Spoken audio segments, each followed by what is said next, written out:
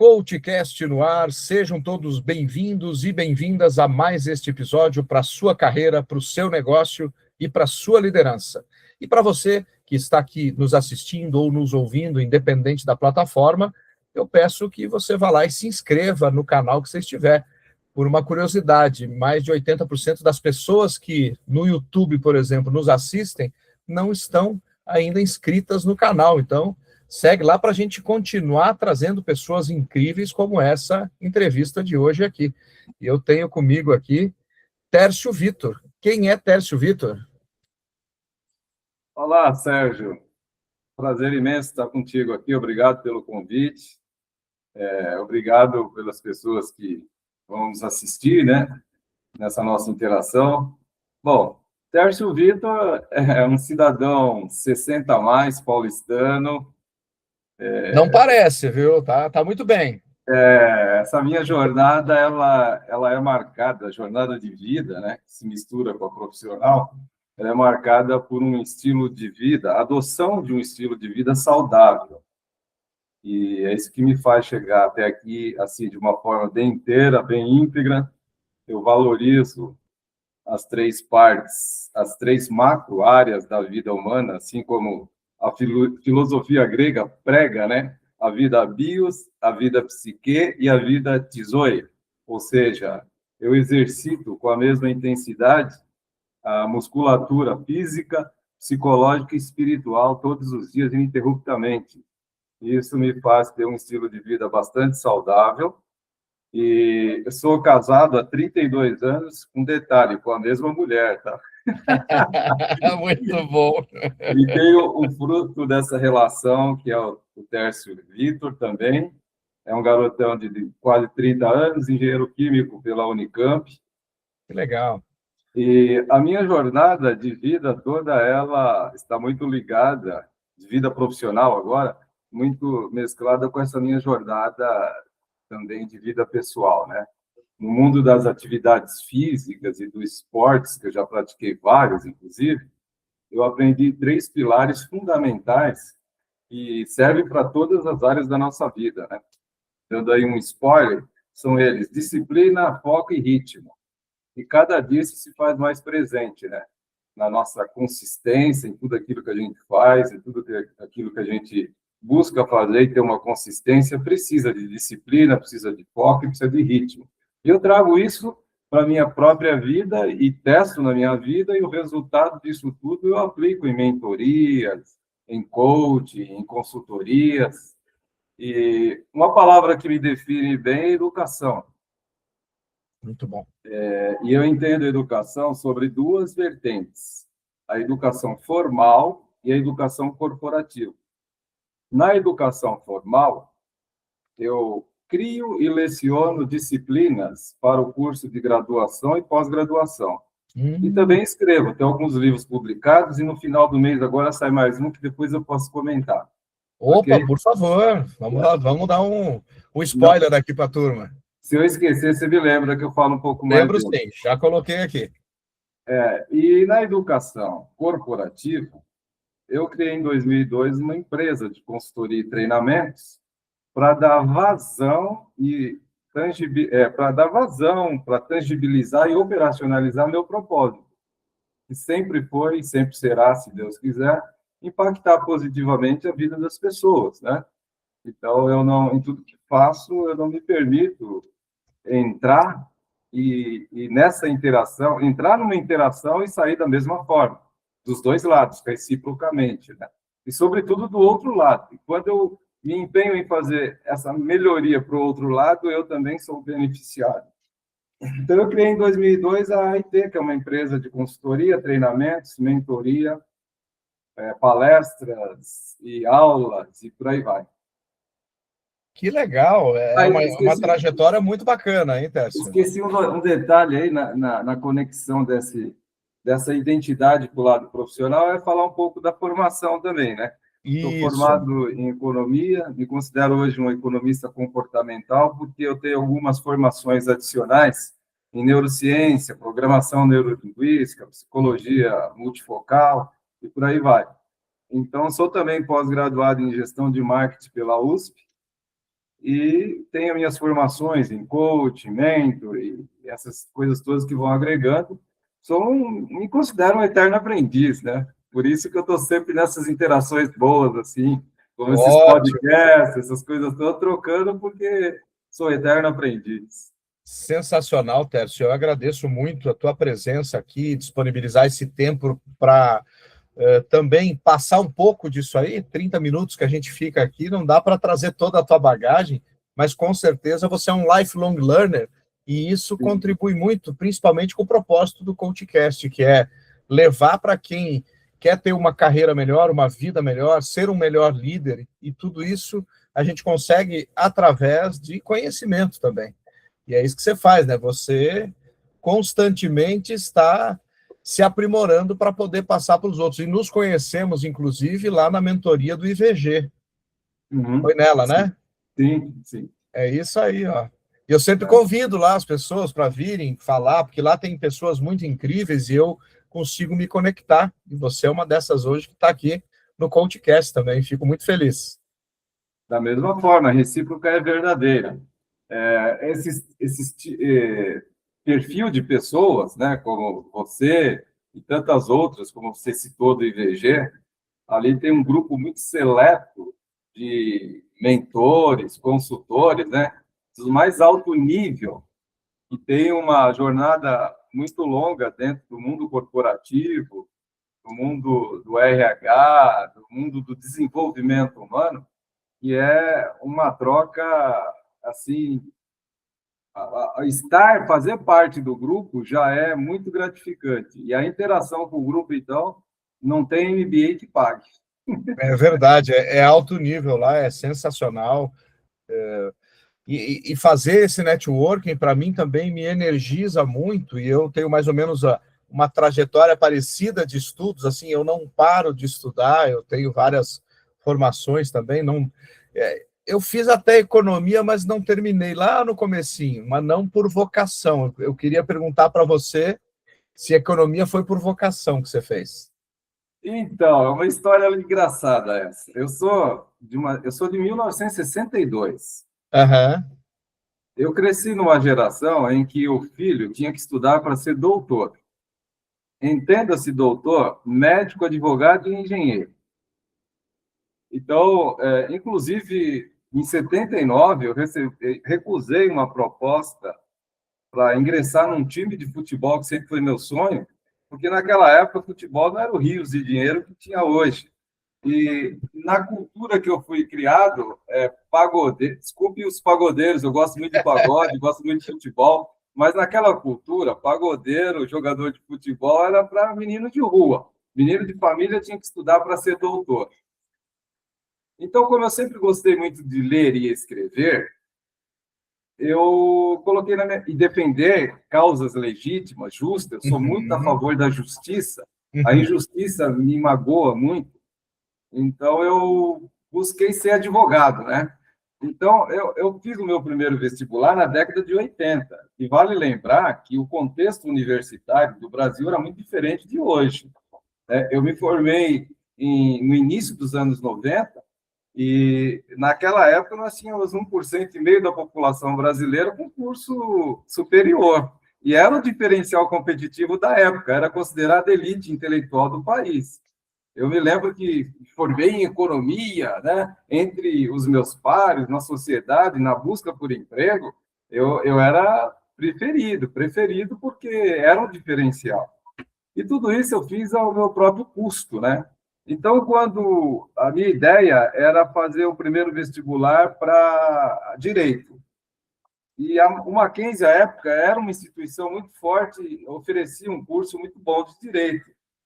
E eu fiz a minha inscrição para fazer o vestibular lá. E na data da prova, eu fui todo esperançoso fazer a primeira prova, que seria feita em 2 etapas.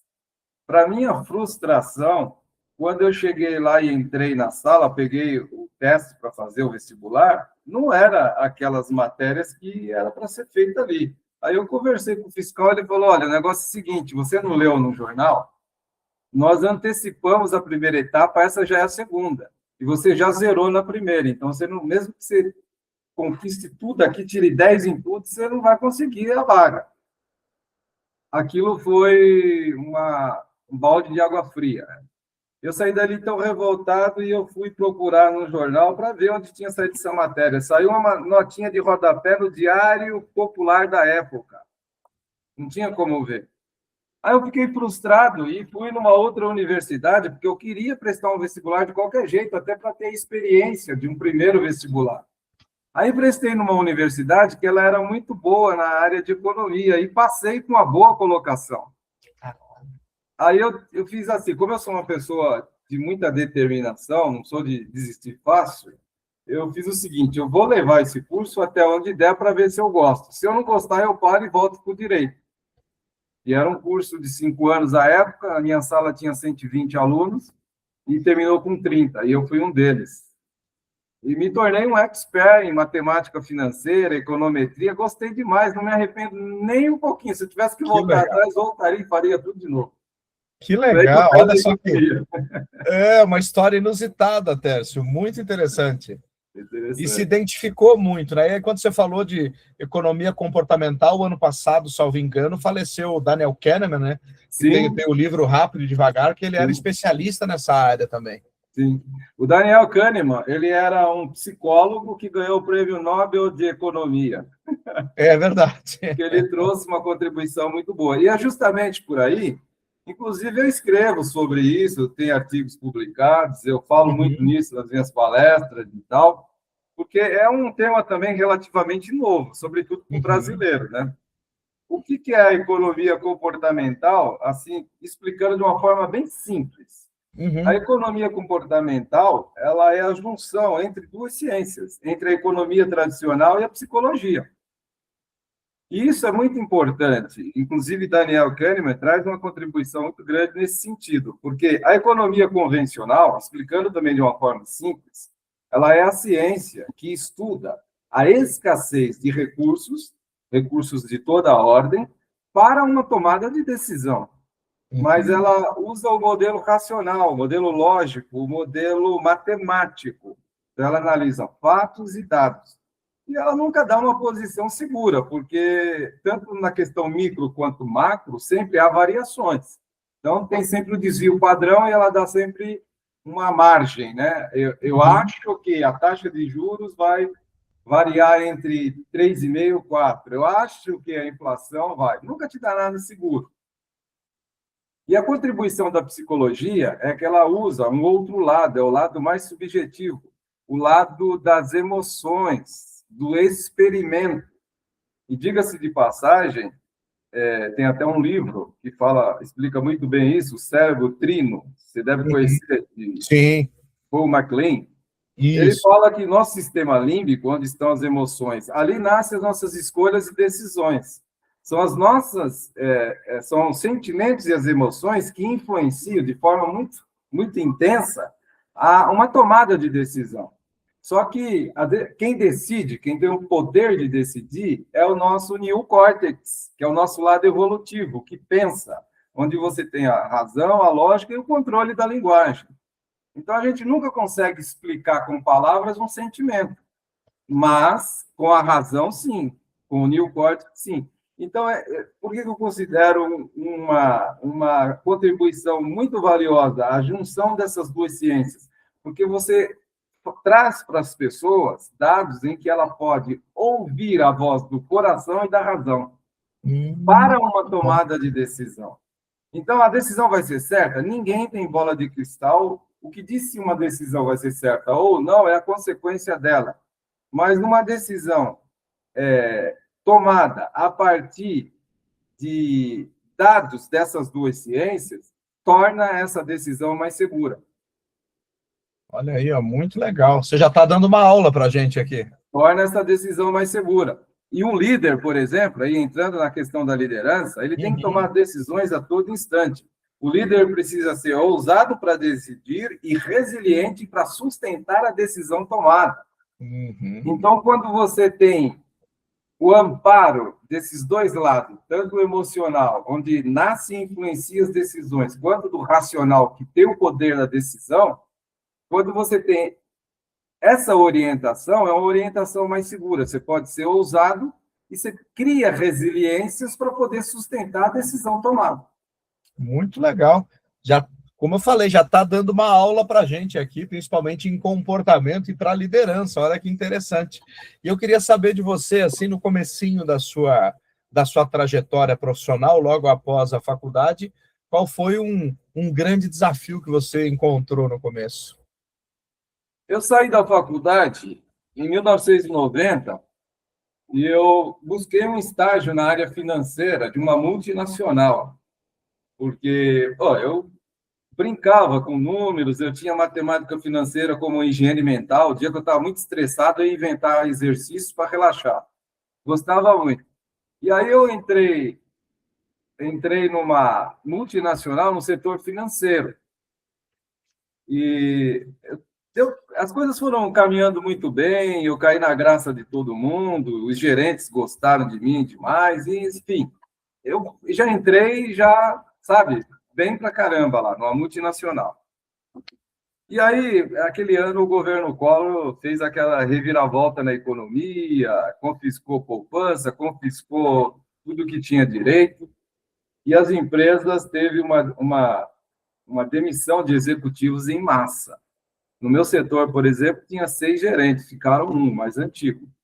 E os outros todos foram demitidos. Então, eu era o mais novo, porque a minha vaga, ela foi criada, uma vaga adicional só para me efetivar, porque eles gostaram muito de mim, pediram autorização para a matriz nos Estados Unidos para criar essa vaga, porque eles tinham um projeto de crescimento no Brasil em 90, projeto ousado de crescimento.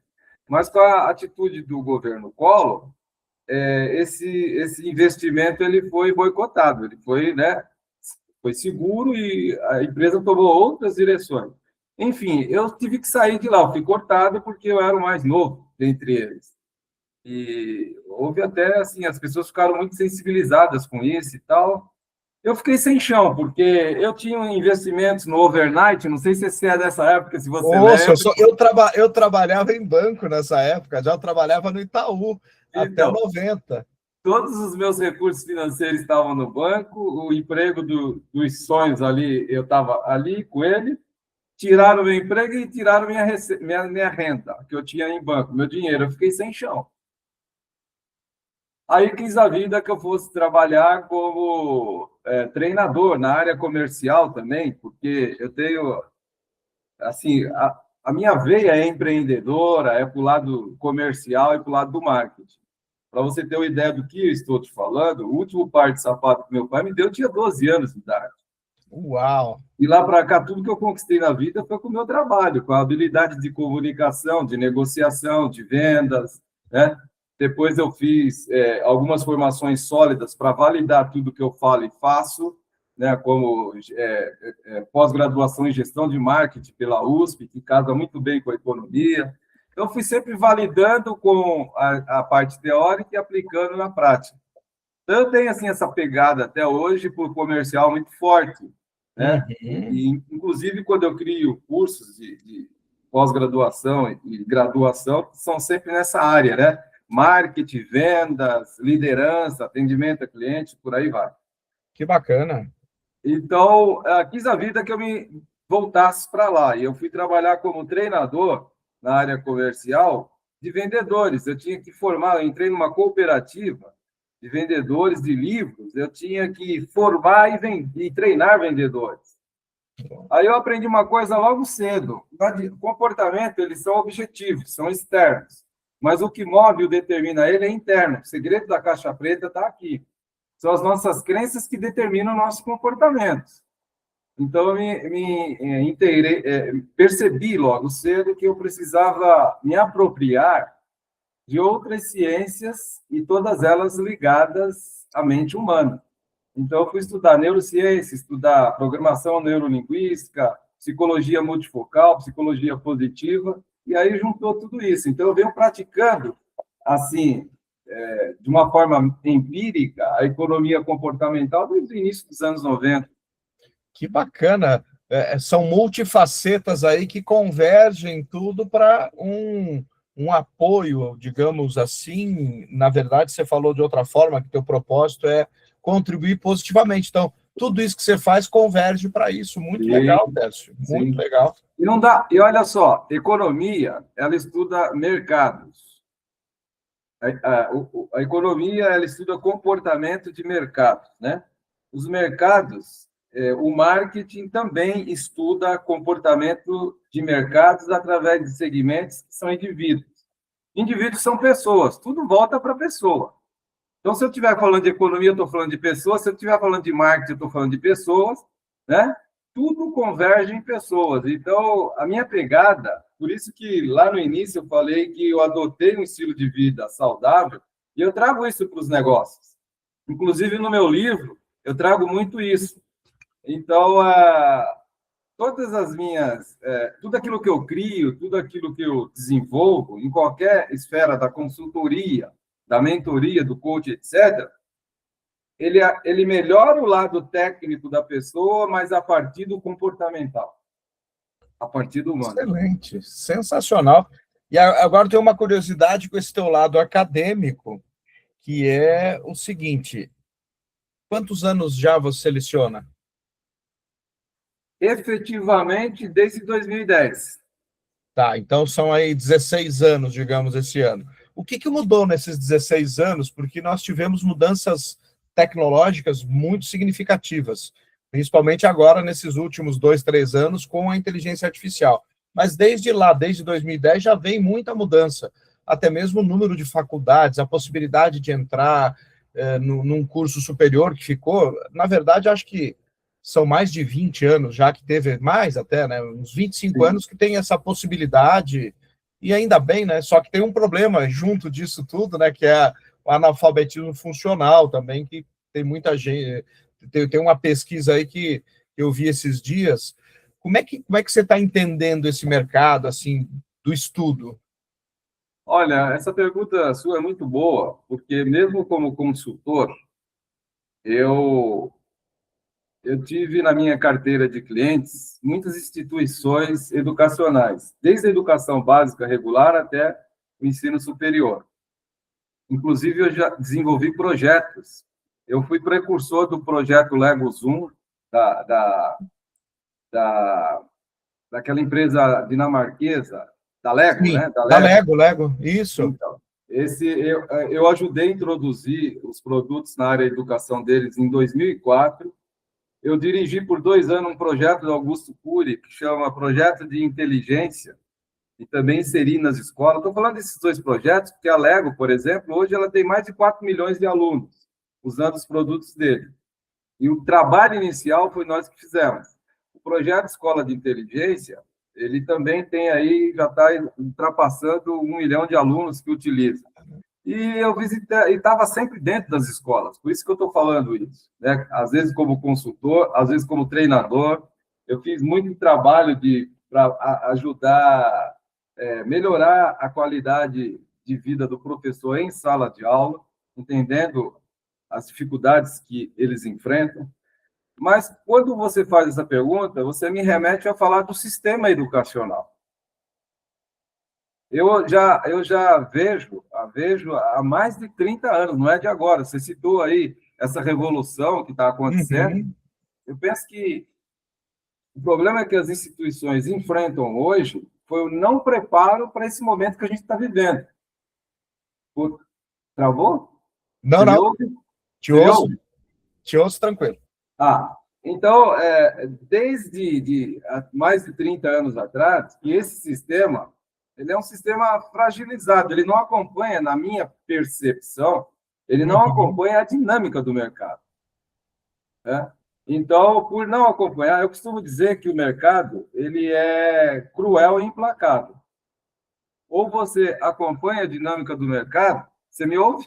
Te ouço sim, até eu só me virei aqui porque eu vim pegar um livro que eu quero te mostrar, não sei se você conhece, que é de um professor americano já falecido, mas é bem bacana.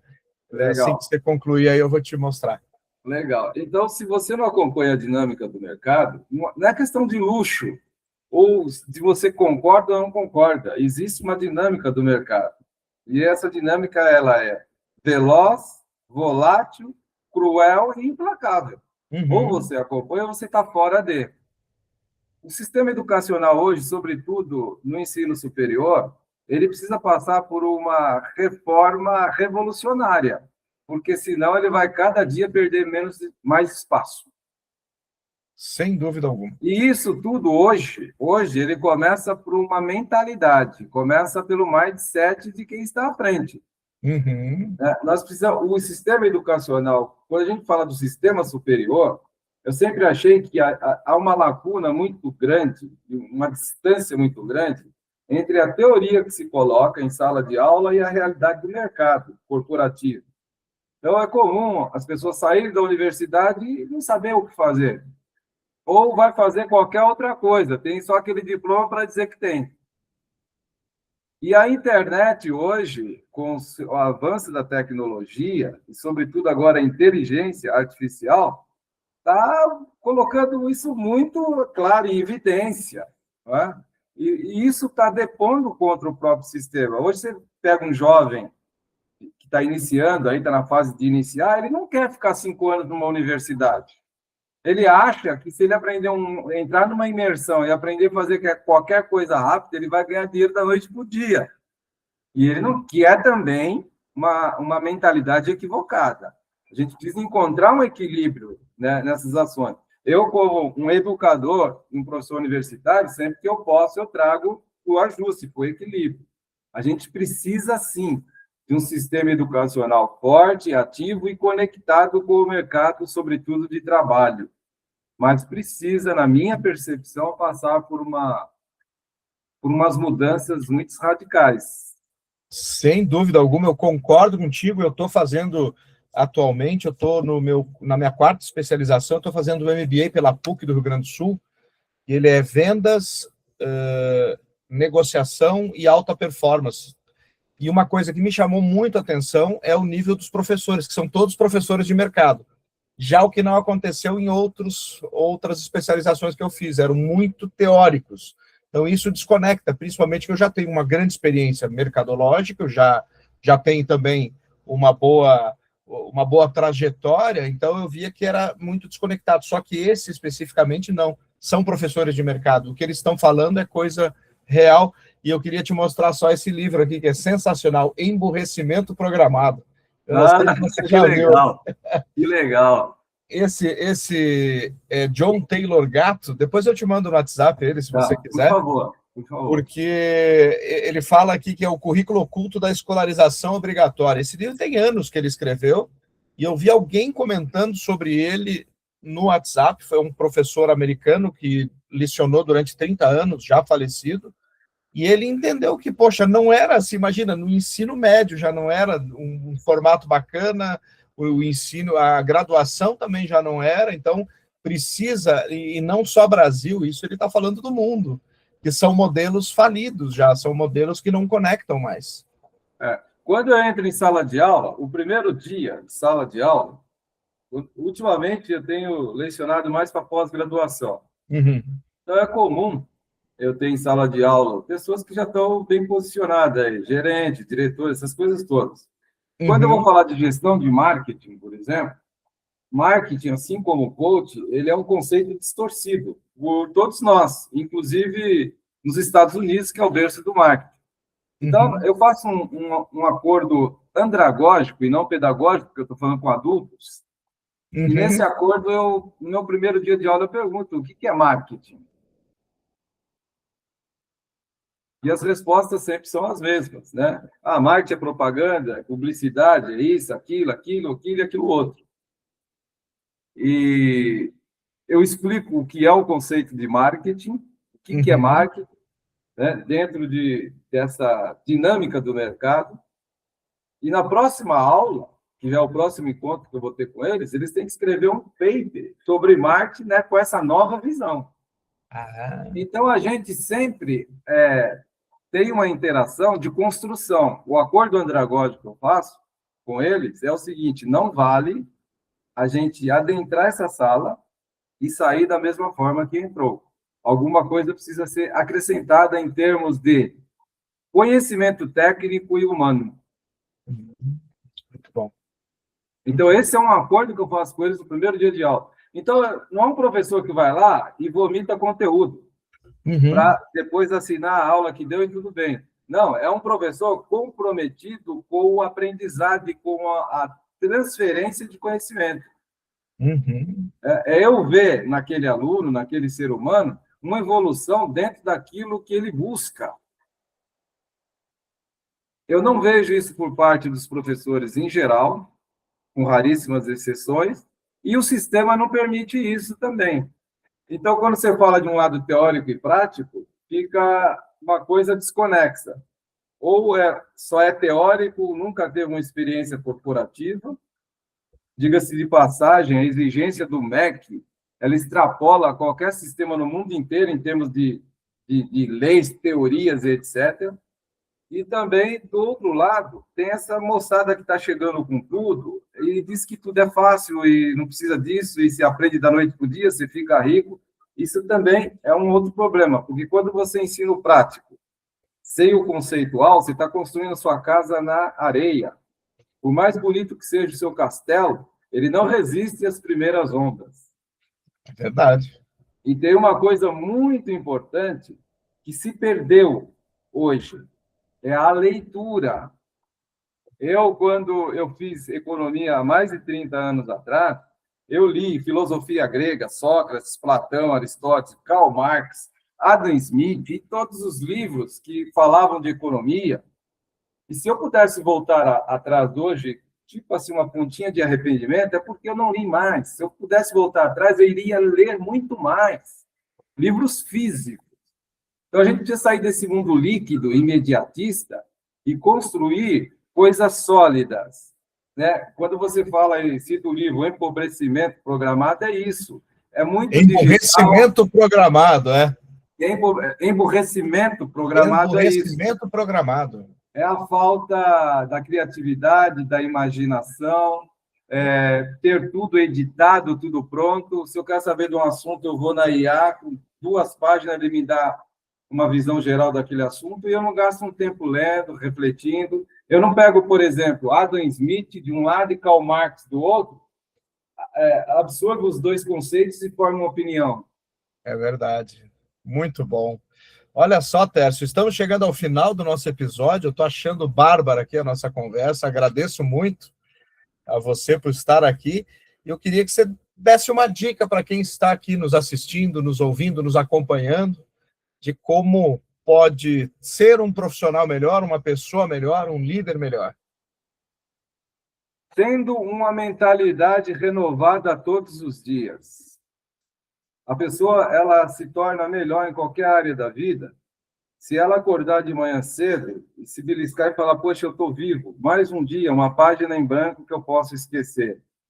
Esquece tudo o que passou, esteja aberto a aprender algo novo todos os dias, por mais simples que seja. Isso é um grande exercício, né? A gente tem uma avalanche de informações todos os dias. Lamentavelmente, a maioria delas são de cunho negativo. E a gente vai estigmatizando em nossa mente informações negativas. E a gente vai levando isso para os ambientes que a gente frequenta. E o que a gente passa a maior parte do dia são os ambientes de trabalho, né? Então, evite informações de cunho negativo e exercite sua mente por positivo. Abra sua mente por positivo, porque aquilo que você acredita é o que você vai comunicar e o que você vai entregar. Inclusive, a gente traz um pouco disso no livro que será lançado agora no final. Ah, verdade. Vamos lá, fala do livro, dá um spoiler. O nome do livro é Conexões Autênticas. Que legal. Autenticidade é uma palavra muito em voga hoje, sobretudo no mundo corporativo. Mas existe ainda uma distância muito grande entre a prática e a gramática, né? A autenticidade, hoje, quando a gente fala-se muito em conexões. Precisamos nos conectar, precisamos estar conectados. Sim, precisamos nos conectar, mas essas conexões precisam ser autênticas. Se elas não são autênticas, elas podem dar um viés negativo irreparáveis, sobretudo para marcas, produtos, serviços, etc. Por exemplo, a autenticidade, de uma forma simples, ele é um tripé entre aquilo que eu acredito, comunico e entrego. Então, se eu acredito em algo, comunico com o mercado esse algo e entrego outra coisa, hoje o consumidor ele tem muitas ferramentas para monitorar isso e ele percebe, voluntário ou involuntariamente, ele percebe isso. Uma marca, ela acredita, diz que acredita nisso, comunica isso e entrega outra coisa. Então, isso arranha, né, digamos assim, a marca, cria viés negativo para produtos e serviços, etc. Então, nesse livro, quando a gente fala de conexões autênticas, a gente trabalha três vertentes do marketing. O marketing de propósito, e aí a gente traz uma contribuição muito grande de como o propósito pode agregar valor para a marca. Muito bom. Quero ler esse livro, hein? E cita exemplos, inclusive, de marcas líderes no mercado que são orientados para o mercado através do propósito. E não tem clientes, tem fãs, né? Tem fãs que tatuam a logomarca no braço, etc. e tal. Essa é uma ajuda bastante significativa em uma das vertentes do marketing, né? Que é o marketing de propósito. O outro é o marketing do bem-estar, onde a gente fala dessas três macro áreas da vida, né? Como a gente pode evitar um pouco esses problemas do absenteísmo, da ausência do funcionário ao ambiente corporativo por questões de saúde mental. Então, como aplicar, como trazer as ferramentas do marketing na pauta da qualidade de vida dentro das corporações. E aí a gente passa por as três áreas, que são a espiritual, do espírito humano, né? Não religião, espírito humano, psique e física. Traz uma contribuição boa. E também a questão do lado da psique humana, né? Então, esse é o marketing do bem-estar. E, por fim, a gente traz uma outra vertente, que é o marketing da conversa. Como a gente pode utilizar todas essas tecnologias da comunicação em prol de uma conversa mais fluida, sem perder o impacto humano. Muito legal, hein? E tudo isso culmina com a autenticidade, né? Então, nós chamamos o livro aí de Comunicação Autêntica, que é o subtítulo, Marketing, Técnicas Modernas de Marketing. Que legal, muito bom. Sem dúvida alguma, eu quero ler. Ele foi escrito a 4 mãos, com o professor coordenador de pós-graduação da PUC São Paulo, professor Luiz Cláudio Zenoni. Que legal, que legal. Muito bom. Excelente, então, Tércio. Quando lançar o livro, por favor, me avisa para eu divulgar também aqui para a rede. Está na fase de impressão já, ele deve sair no final de janeiro e início de fevereiro. Que bacana, sensacional. Tércio, só tenho a agradecer a tua gentileza, generosidade de vir aqui falar um pouquinho dessa trajetória tão bacana aí, você é um lifelong learner, e que continue assim, nos ajudando também aqui com os seus textos, com os livros, e te espero para um próximo episódio aqui para contar mais coisas. Será um prazer. Obrigado aí também pelo convite, mais uma vez. Obrigado pela interação. Tamo junto, será um prazer. Excelente. Eu estava esquecendo aqui, como é que as pessoas se conectam contigo? Qual que é a tua principal rede? Eu tenho o LinkedIn, né, que é Tércio Vitor, Vitor sem o C, e Tércio com o T, né? E tem também o @Tércio Vitor no Instagram, que lá tem um link na bio que me conecta com todas as demais redes também. Jóia. Então vamos lá, vamos seguir Tércio Vitor e vamos se conectar com ele no LinkedIn, ler os livros dele também, que é muito importante. Muito obrigado novamente por estar aqui no CoachCast. Um forte abraço, sucesso!